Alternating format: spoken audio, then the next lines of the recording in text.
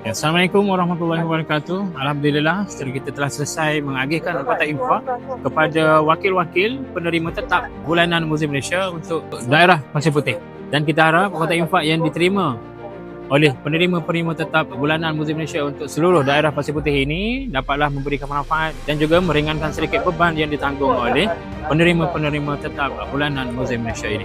Namanya selaku Ketua Ngulu mengucapkan berbanyak-banyak terima kasihlah kepada Muslim Malaysia untuk bagi kotak infak kepada penerima tetap Lagu Papan. Saya bagi pihak penduduk Mukim Bandar Pasir Putih ingin mengucapkan berbanyak terima kasih kepada pihak Muslim Malaysia kerana sudi memberi sebahagian kotak makanan kepada Asnaf. Terima kasihlah kepada Muslim Malaysia menyampaikan bantuan.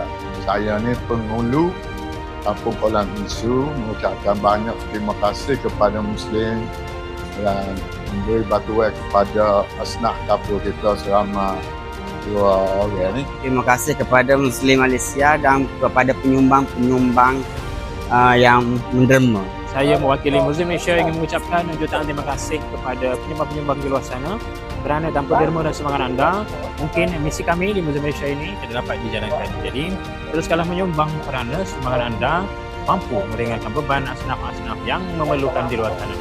Janji Allah Subhanahu dalam surah Ar-Rahman ayat ke-60, Al-Jazaa'ul Ihsani Ilal Ihsan. Tidak ada balasan kebaikan melainkan kebaikan juga. Jadi sekian sahaja daripada saya untuk serahan kotak infak pada penerima tetap bulanan bagi daerah Pasir Putih. Assalamualaikum dan terima kasih.